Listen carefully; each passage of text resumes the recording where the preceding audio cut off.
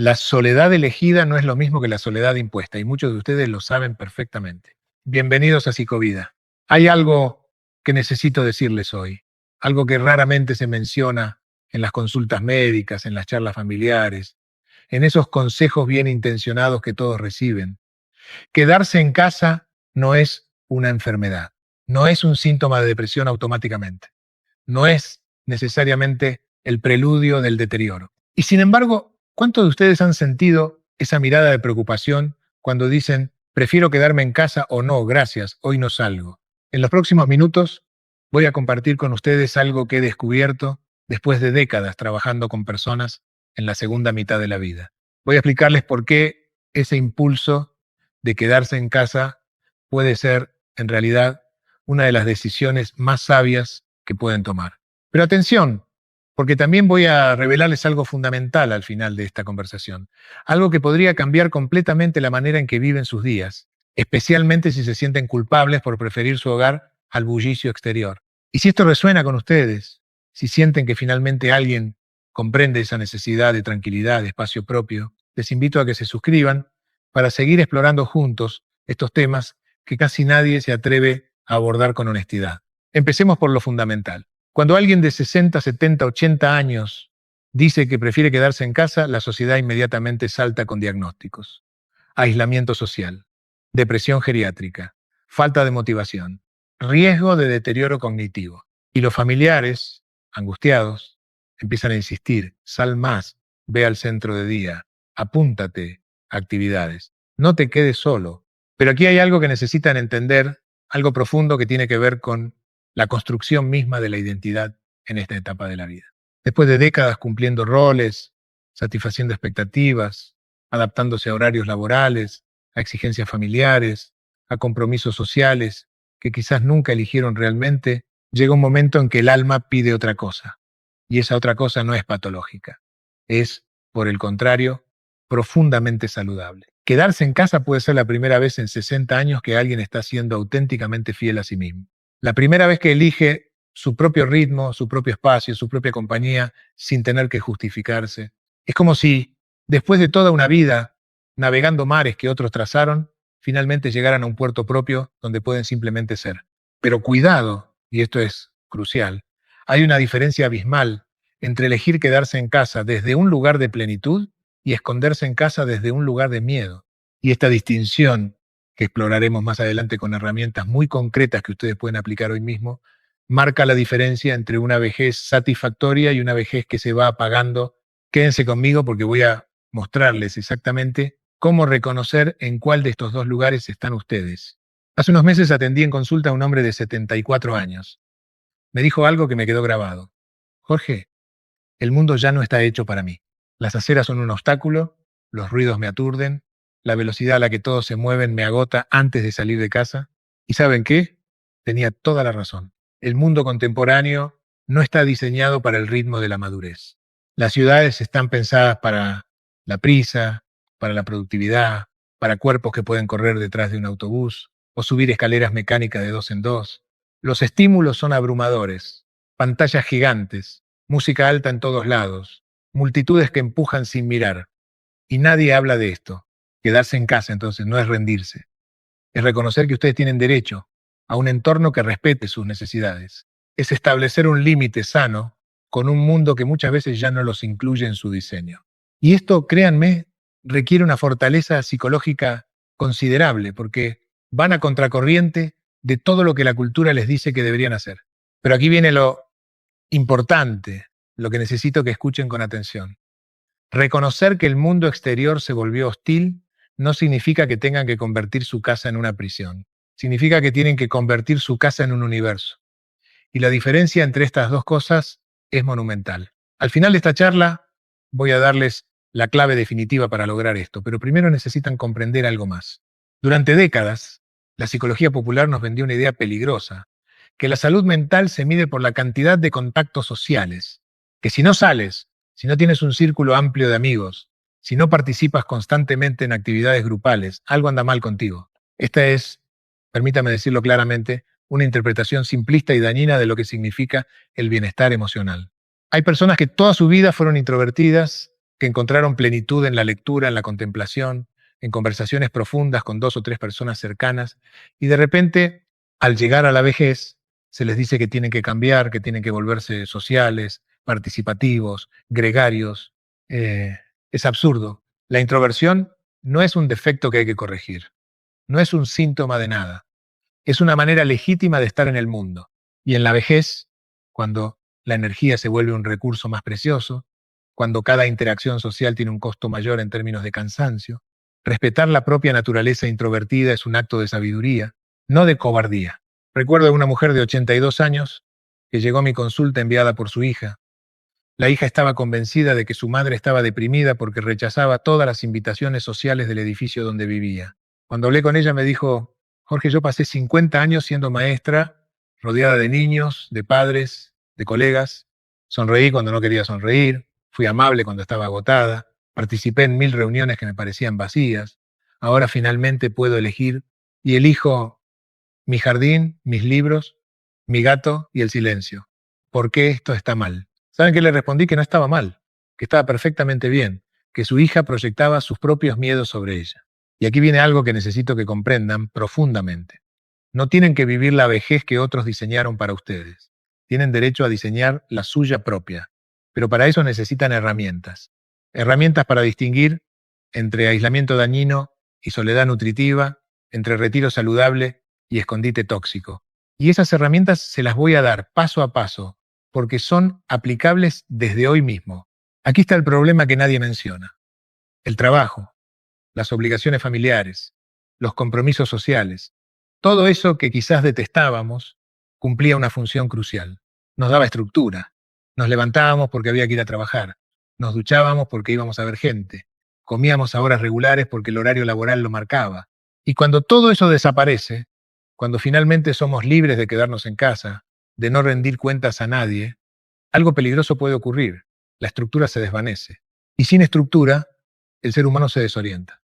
Empiezas a levantarte cada vez más tarde, las comidas se vuelven irregulares, los días se mezclan entre sí, y ahí sí, en ese punto, el quedarse en casa deja de ser una elección y se convierte en un problema. Entonces, la primera herramienta fundamental es esta. Si van a quedarse en casa, necesitan crear una estructura propia, una arquitectura del día que no dependa de obligaciones externas, sino de compromisos internos. Y estos compromisos no pueden ser arbitrarios, tienen que tener sentido para ustedes. Piensen en esto. ¿Qué le da sentido a su mañana? No me refiero a grandes propósitos existenciales, me refiero a cosas concretas. Para algunos será cuidar las plantas, regar cada una con atención, hablarles, observar su crecimiento. Para otros será preparar un desayuno elaborado, no porque haya que comer, sino porque el acto de prepararlo es un ritual que marca el inicio del día. Para otros será sentarse a escribir en un diario, o hacer ejercicio de estiramiento frente a la ventana, o simplemente tomar el café mirando cómo amanece. Pero aquí está el truco. Tiene que ser todos los días. Tiene que convertirse en una ancla temporal. Nuestro cerebro necesita marcadores. Necesita saber que esto es la mañana y esto es la tarde. Sin esos marcadores, el tiempo se vuelve una pasta informe. Y esa pasta informe alimenta la confusión, la apatía, la sensación de que los días no importan. Entonces, primera acción concreta que pueden implementar hoy: elijan 3 momentos del día que serán sagrados. No tienen que ser largos, pueden ser 15 minutos, pero tienen que ser consistentes. El ritual de la mañana, el ritual del mediodía, el ritual de la noche. Y cada uno tiene que incluir algo que ustedes genuinamente disfrutan o valoran, porque aquí viene algo fundamental que voy a desarrollar más, pero que quiero plantear ahora. La diferencia entre existir y vivir cuando uno está solo en casa es la diferencia entre dejar que el tiempo pase y darle forma al tiempo. Y darle forma requiere intención, requiere pequeños actos deliberados que van construyendo un tejido de significado. Hay un temor que raramente se expresa en voz alta, pero que late en el corazón de muchas personas mayores que se quedan en casa.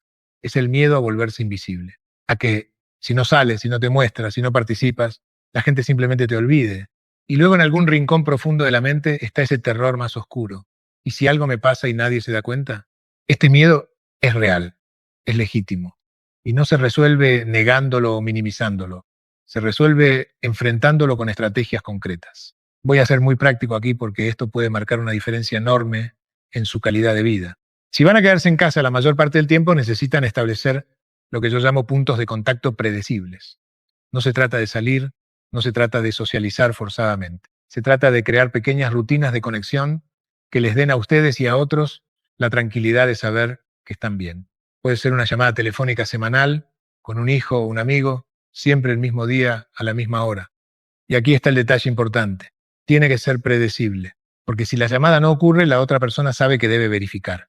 Puede ser un vecino con quien intercambian algún pequeño favor regularmente, quizá les bajan la compra y ustedes les riegan las plantas cuando viajan. Puede ser un grupo de WhatsApp con 2 o 3 personas, donde compartan una foto o un pensamiento cada día. Lo crucial es que sean conexiones genuinas, no obligaciones sociales agotadoras, y que tengan esa característica de regularidad que permite que su ausencia sea notable. Recuerdo el caso de un señor de 77 años que vivía solo y casi nunca salía, pero todas las mañanas, sin falta, tomaba un café en el balcón a las 8. Y el vecino de enfrente, que también tomaba café a esa hora, había convertido en hábito saludarlo con la mano. El día que a las 8:30 el balcón seguía vacío, el vecino llamó a la puerta. Resulta que el señor se había caído en la ducha y no podía levantarse. Ese pequeño ritual, ese punto de contacto silencioso, le salvó posiblemente de pasar días tirado en el suelo. No necesitan cientos de amigos, necesitan 1 o 2 personas que noten su presencia o su ausencia. Y esto pueden construirlo deliberadamente, sin necesidad de salir de casa constantemente. Pero hay algo más profundo que el miedo a que algo malo ocurra. Está el miedo a que tu vida deje de importar, a que tus pensamientos, tus experiencias, tu existencia misma se vuelvan irrelevantes. Y esto, créame, no se soluciona con cantidad de contactos sociales, se soluciona con calidad de propósito. Y de eso hablaremos en un momento, porque es una de las claves más importantes que quiero compartirles. Hay un mito pernicioso que necesitamos destruir de una vez por todas, que a cierta edad ya no se puede cambiar, que los hábitos están demasiado arraigados, que el cerebro ya no es flexible, que así soy yo y así voy a morir. Esto es rotundamente falso. La neurociencia nos ha demostrado algo extraordinario. El cerebro mantiene su capacidad de cambiar hasta el último día de vida. Se llama neuroplasticidad y no tiene fecha de vencimiento. Lo que sí cambia es el método. No se cambia igual a los 70 que a los 30, pero se puede cambiar. Y a veces incluso mejor. ¿Saben por qué? Porque a esta altura de la vida tienen algo que no tenían antes. Claridad sobre lo que verdaderamente importa. Ya no están intentando impresionar a nadie. Ya no están construyendo una carrera o una reputación. Están finalmente en condiciones de hacer cambios por las razones correctas, porque mejoran genuinamente su vida. Entonces, si hay hábitos que quieren cambiar, hábitos que están interfiriendo con su bienestar mientras están en casa, como despertarse muy tarde, comer mal, no moverse lo suficiente, pasar demasiadas horas frente al televisor sin realmente disfrutarlo, pueden hacerlo, pero no con fuerza de voluntad. La fuerza de voluntad es un recurso limitado y a esta edad es mejor no desperdiciarlo. El secreto está en lo que llamo sustitución elegante. No se trata de prohibirse algo, se trata de reemplazarlo con algo mejor. Si pasan 5 horas al día viendo televisión por inercia, no porque realmente lo disfruten, sino porque es lo fácil. No se digan voy a ver menos televisión. Eso no funciona. Pregúntense en cambio, ¿qué podría ser que me diera más satisfacción que esto? Y aquí viene lo importante. Tiene que ser algo específico y preparado de antemano. No puede ser leer más. Tiene que ser, tengo este libro en particular en la mesa de noche y cuando sienta el impulso de encender la tele voy a leer 20 páginas. La especificidad es crucial porque elimina la necesidad de tomar decisiones en el momento, que es cuando más vulnerables somos al hábito antiguo. Les voy a dar un ejemplo muy concreto de cómo aplicar esto. Digamos que quieren incorporar el hábito de caminar dentro de casa, de moverse más, porque saben que la inmovilidad es peligrosa. No se digan, tengo que hacer más ejercicio. Eso es demasiado vago. En cambio, vinculen el movimiento a algo que ya hacen. Cada vez que vayan a prepararse un té o un café, antes de ponerlo en el fuego, den 3 vueltas alrededor de la mesa. Cada vez que terminen de comer, antes de sentarse en el sofá, caminen hasta la ventana más lejana de la casa y vuelvan. Están usando lo que ya existe en su rutina como disparador del nuevo hábito. Y esto es muchísimo más efectivo que depender de la motivación o la disciplina, que son fluctuantes. Pero aquí hay algo aún más importante sobre el cambio de hábitos en esta etapa. Pueden ser compasivos consigo mismos. Si un día no lo hacen, no significa que fracasaron. Significa que ese día no lo hicieron. Mañana es otro día. Esta es una libertad que solo la edad trae. La capacidad de ser pacientes con uno mismo sin que eso signifique abandonar. Llegamos a un punto crucial, a una distinción, que puede cambiar completamente cómo viven su tiempo en casa. Porque No toda soledad es igual, y confundir una con la otra puede llevarlos por caminos muy diferentes. La soledad nutritiva es aquella que los restaura. Es cuando están solos y sienten que están realmente con ustedes mismos, que están en compañía propia y esa compañía es grata. Es cuando el silencio es pacífico, no opresivo. Es cuando pueden estar sin hacer nada y sentir que eso está bien, que no necesitan justificarse, que simplemente existir es suficiente. La soledad tóxica, en cambio, es la que los vacía. Es cuando están solos, pero no realmente consigo mismos, sino con sus miedos, sus resentimientos, sus arrepentimientos. Es cuando el silencio se vuelve ensordecedor y los pensamientos dan vueltas y vueltas en círculos destructivos. Es cuando se encuentran evitando mirarse al espejo, evitando sus propios pensamientos. ¿Cómo saber en cuál están? Hay una pregunta muy simple que pueden hacerse. Cuando termina el día, ¿se sienten más llenos o más vacíos que cuando empezó? Si pasan el día en casa y al anochecer sienten que algo se nutrió, que descansaron genuinamente, que hubo pequeños momentos de satisfacción o belleza, o simplemente paz, están en soledad nutritiva. Si terminan el día sintiéndose agotados sin haber hecho nada, con esa sensación de que el tiempo se escurrió entre los dedos sin dejar nada, están en soledad tóxica. Y aquí viene lo importante. La soledad tóxica tiene solución. No requiere que salgan de casa. Requiere que cambien su relación con ustedes mismos mientras están en casa. Uno de los ejercicios más poderosos que recomiendo es lo que llamo la conversación interna consciente. Presten atención a cómo se hablan a ustedes mismos durante el día. Porque muchas personas descubren, cuando finalmente lo observan, que son increíblemente crueles consigo mismas. Se critican constantemente, se juzgan, se menosprecian, y si tuvieran una persona real a su lado hablándoles así todo el día, la echarían de la casa inmediatamente. Pero como es su propia voz interior, la toleran. Entonces, cuando detecten esa voz crítica, ese comentario despectivo hacia ustedes mismos, deténganse. Literalmente, hagan una pausa y pregúntense, ¿le diría esto a alguien a quien quiero? Y si la respuesta es no, entonces reformulen. No se trata de engañarse con positividad falsa. Se trata de tratarse con la misma gentileza básica que le darían a un amigo. Esto transforma la calidad de la soledad. Porque la soledad con un tirano interno es insoportable. La soledad con un compañero interno amable es un refugio. Hay una diferencia abismal entre llenar el tiempo y darle sentido al tiempo. La televisión llena el tiempo. Las redes sociales llenan el tiempo. Pero al final del día se sienten vacíos porque esas actividades no nutrieron nada en ustedes. Las actividades que dan sentido son aquellas que, cuando las terminan, algo en ustedes es diferente. Aprendieron algo, crearon algo, se conectaron con algo importante, se desafiaron de alguna manera, por pequeña que sea. Y no estoy hablando de cosas grandiosas, estoy hablando de cosas accesibles que pueden hacer desde su hogar. Escribir, por ejemplo. No para publicar, no para que otros lo lean necesariamente. Escribir para ordenar sus pensamientos, para recordar, para procesar. Hay una potencia terapéutica enorme en poner palabras a las experiencias. Pueden escribir sobre su día, sobre recuerdos, sobre lo que ven desde su ventana. El acto mismo de traducir la experiencia en palabras los hace más presentes, más conscientes. O aprender algo nuevo. Y aquí derribo otro mito.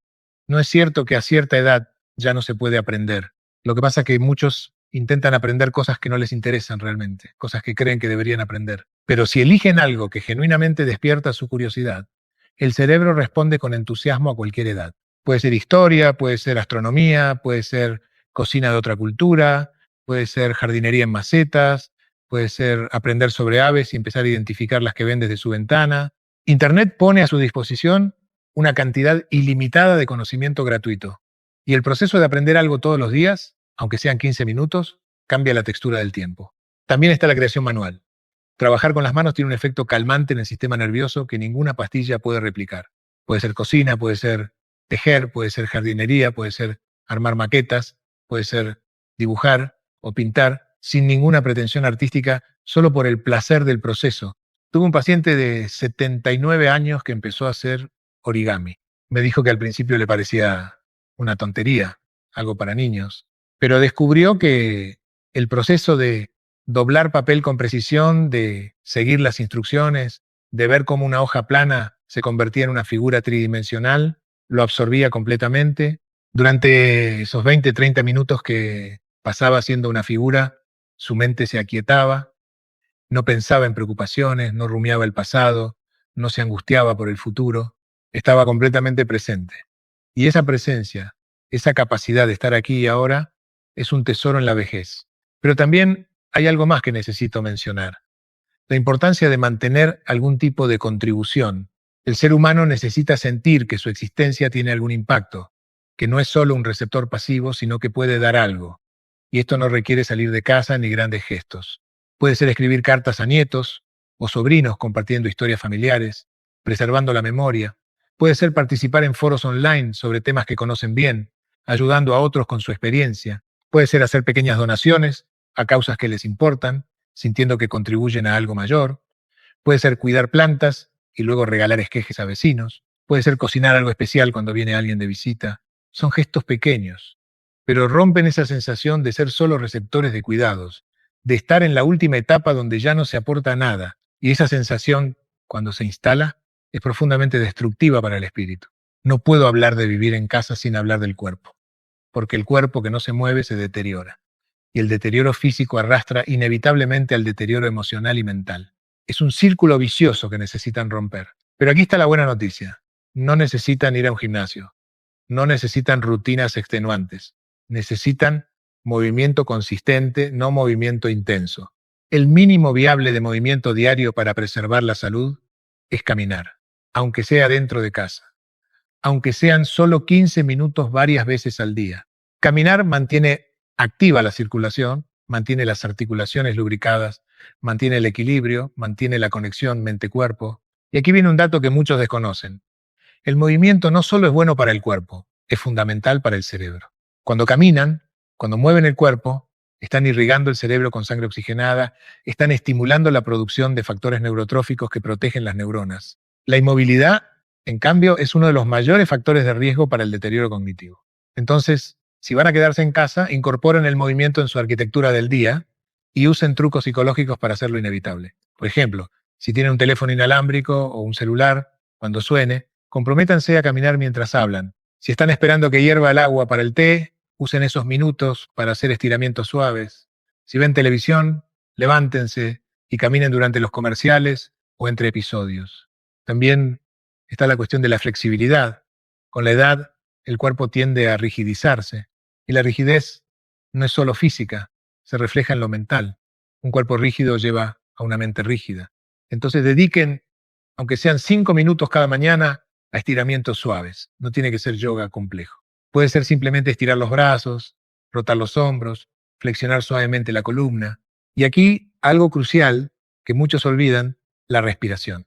La respiración consciente es quizás la herramienta más poderosa que tienen para regular su estado emocional, y no cuesta nada. Cuando sientan ansiedad, cuando los invadan pensamientos negativos, cuando se sientan abrumados, deténganse y respiren.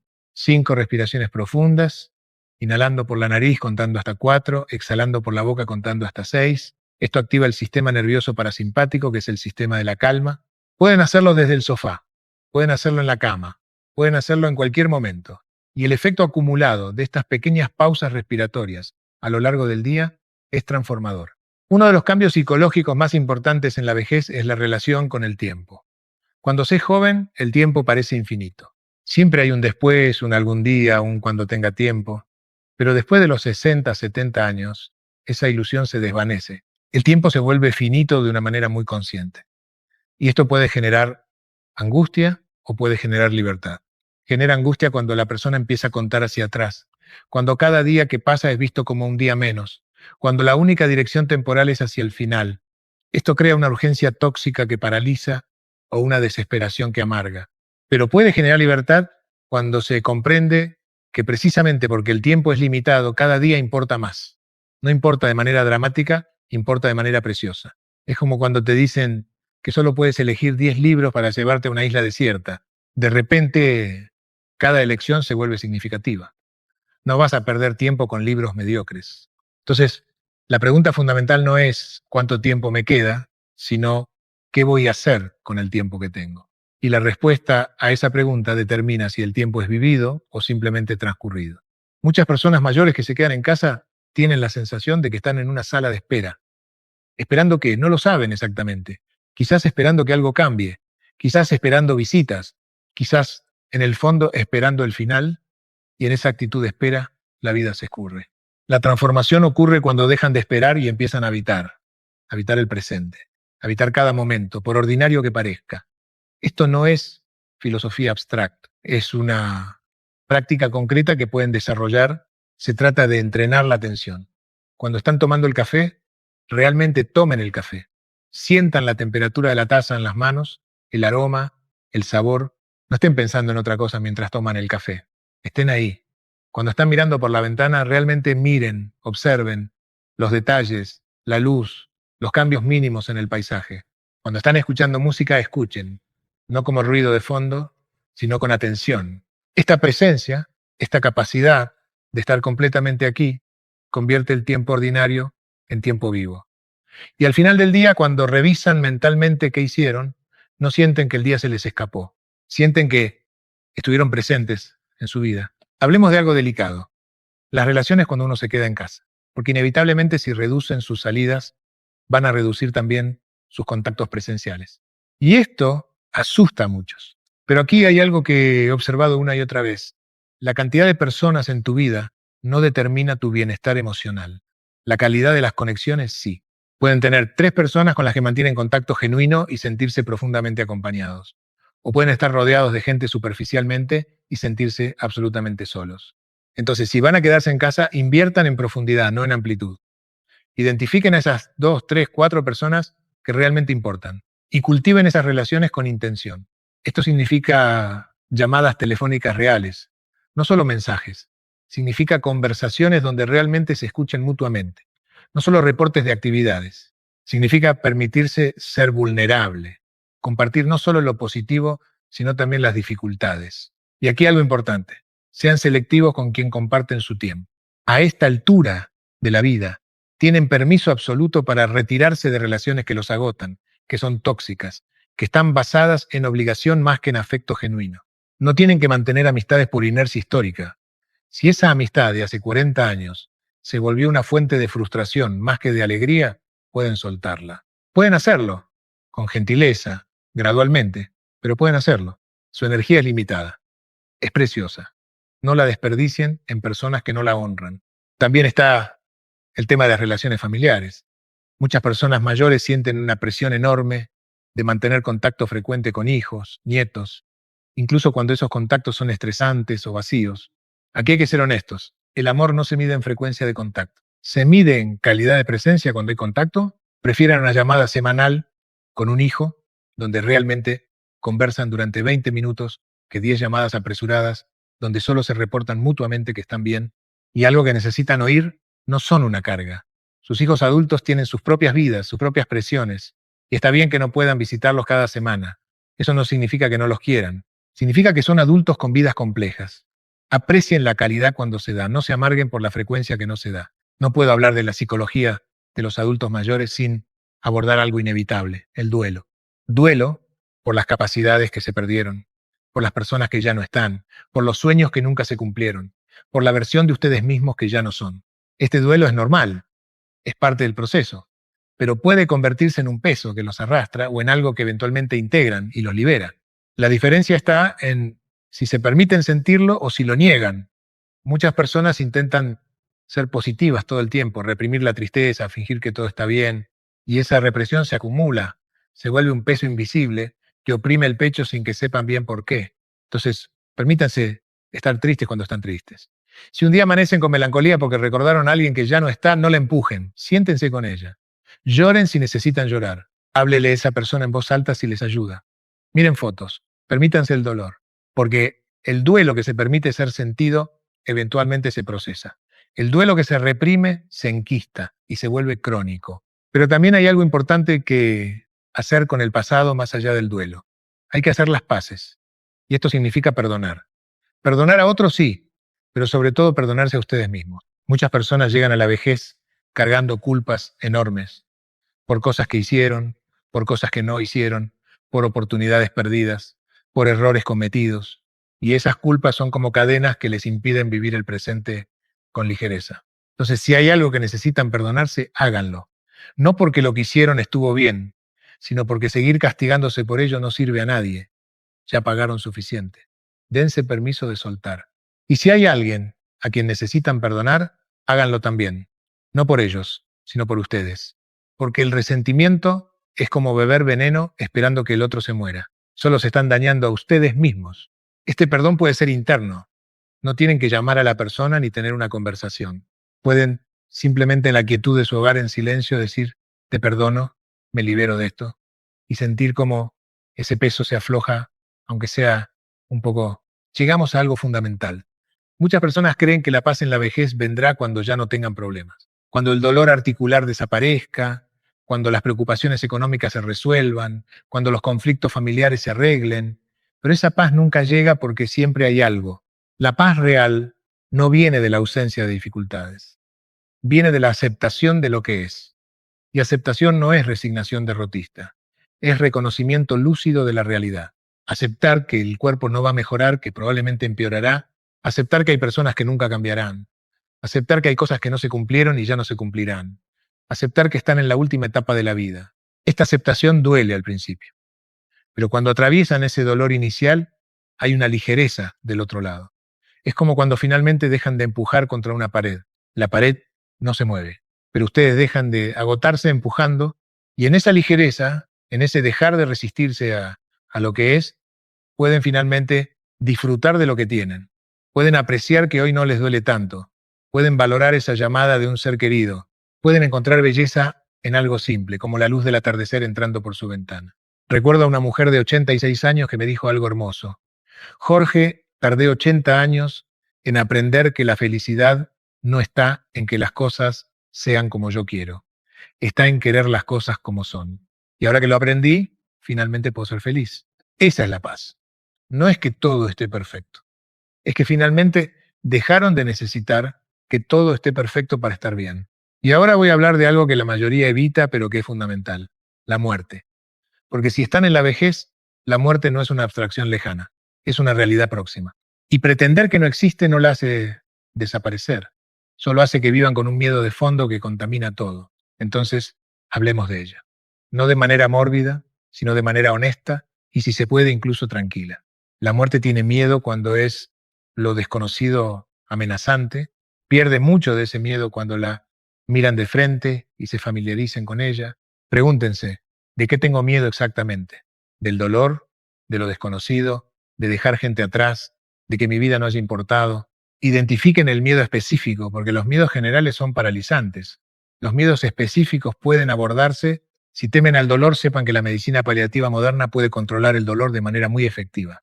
Si temen a lo desconocido, exploren sus creencias espirituales o filosóficas, encuentren una narrativa que les dé sentido. Si temen dejar gente atrás, asegúrense de decir lo que necesitan decir ahora, de reparar lo que necesitan reparar ahora. Si temen que su vida no haya importado, reconozcan el impacto que tuvieron, por pequeño que les parezca. Y hay algo poderoso en poner en orden sus asuntos. No de manera dramática, sino práctica. Tener un testamento. Tener clara su voluntad sobre cuidados médicos al final de la vida. Haber comunicado a alguien dónde están sus documentos importantes. Esto no es morboso. Es responsabilidad y cuidado hacia los que quedan. Y les da a ustedes una tranquilidad enorme, porque cuando esas cosas están resueltas, cuando miraron a la muerte y le quitaron el poder del tabú, pueden volver a vivir con más ligereza. Paradójicamente, hablar de la muerte los libera para vivir mejor. Hay una obsesión en la cultura con el legado material, con dejar propiedades, dinero, objetos, y eso está bien si lo tienen para dejar, pero el verdadero legado, el que perdura, no es material, es la impronta emocional que dejaron en las personas que los conocieron. Es como las hicieron sentir. Es los valores que transmitieron, no con palabras, sino con acciones. Es las pequeñas amabilidades que tuvieron y que alguien recordará. No necesitan haber hecho cosas extraordinarias para dejar un legado significativo. Necesitan haber sido genuinamente ustedes mismos y haber tratado a otros con decencia y cuando pudieron, con amor. Y aquí hay algo importante. El legado se construye hasta el último día. No es algo del pasado que ya quedó fijo. Cada interacción que tienen hoy, cada palabra que dicen, cada pequeño gesto, está contribuyendo a lo que dejarán. Entonces, si están preocupados por su legado, pregúntense, ¿cómo quiero ser recordado? ¿Quién quiero ser en mis últimos años? Y luego sean esa persona, consistentemente, en las cosas pequeñas, porque nadie recordará exactamente qué dijeron o qué hicieron, pero recordarán cómo los hicieron sentir. Y ese sentimiento, esa huella emocional, es lo que verdaderamente trasciende. Y aquí llegamos a lo que les prometí al principio. La clave que puede transformar completamente su experiencia de quedarse en casa. Su hogar no puede ser solo un espacio funcional donde comen, duermen y pasan el tiempo. Tiene que convertirse en un santuario, en un lugar que nutre su alma. Esto significa hacer de su espacio algo bello, algo que los hace sentir bien. Y no estoy hablando de decoración costosa, estoy hablando de intención. Quizás es tener flores frescas, aunque sean baratas. Quizás es mantener las ventanas limpias para que entre bien la luz. Quizás es crear un rincón específico que es solo para ustedes, con su silla favorita, buena luz, sus libros a mano. Quizás es poner música que les gusta en lugar de solo tener la televisión de fondo. El espacio físico influye profundamente en el estado emocional. Un espacio desordenado, descuidado, oscuro, genera desánimo. Un espacio cuidado, aunque sea sencillo, genera bienestar. Y parte de convertir la casa en santuario es establecer límites con la invasión externa, límites con la televisión que trae constantemente noticias angustiantes, límites con llamadas o visitas que los agotan, límites con compromisos que no quieren asumir. Su casa es su territorio.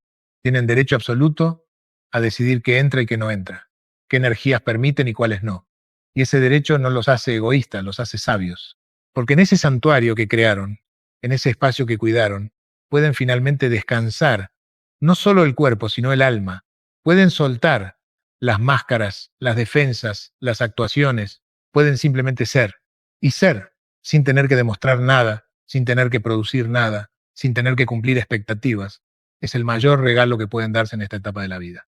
Hemos recorrido mucho terreno juntos, desde entender por qué quedarse en casa puede ser una decisión sabia, pasando por cómo estructurar sus días, cómo mantener conexiones significativas, cómo hacer las paces con el pasado, cómo relacionarse con la muerte, hasta cómo convertir su hogar en un santuario. Pero todo esto se reduce a algo esencial: la libertad de elegir cómo viven esta etapa de su vida.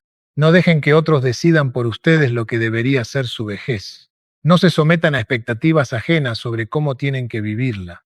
Si quedarse en casa los nutre, quédense en casa. Si salir los energiza, salgan. Si una mezcla de ambos es lo suyo, hagan eso. Lo importante no es que eligen, es que sea una elección consciente, no una reacción de miedo ni una imposición externa. Ustedes pasaron décadas adaptándose, cumpliendo, haciendo lo que tocaba hacer. Ahora tienen el derecho y la oportunidad de hacer lo que genuinamente quieren. Esto no es egoísmo, es honestidad. Y la honestidad consigo mismo es el fundamento de la paz. Hoy es jueves 5 de febrero de 2026. Ustedes están vivos, están conscientes, tienen hoy y hoy es todo lo que tienen garantizado. Entonces, ¿qué van a hacer con este día? ¿Lo van a transcurrir o lo van a vivir? La elección, como siempre, es suya. Y si este mensaje resonó con ustedes, si sintieron que alguien finalmente entiende lo que viven, les pido que se suscriban a este canal.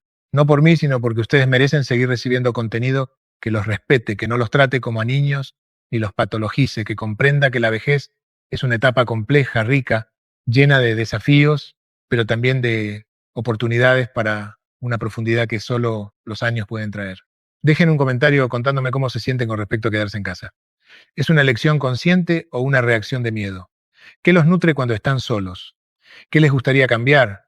Porque cada comentario no solo me ayuda a entender mejor qué necesitan escuchar, sino que crea una comunidad donde otros que se sienten igual pueden reconocerse y sentirse menos solos. Y den me gusta si este video les aportó algo, porque eso le dice a la plataforma que este contenido importa, que hay personas que necesitan estas conversaciones honestas sobre la vejez, sin romantizaciones, pero también sin catastrofismos, simplemente con verdad y respeto. Quedarse en casa no es rendirse, puede ser. Cuando se hace conscientemente, el acto más valiente de autoconocimiento y autocuidado. Puede ser la construcción de un espacio donde finalmente, después de toda una vida, pueden ser ustedes mismos, sin máscaras, sin exigencias, sin juicios. Y eso, créanme, es un logro que vale toda la paz del mundo. Nos vemos en el próximo video. Cuídense. Y recuerden, envejecer es inevitable. Pero cómo lo hacen es una elección que toman cada día, con cada pequeña decisión, con cada pensamiento, con cada acto de amabilidad hacia ustedes mismos. La vida no termina cuando dejan de salir. La vida está donde ustedes deciden poner su atención, su intención y su corazón. Y si hoy eso es en su hogar, en su silencio, en su propia compañía, entonces están exactamente donde necesitan estar.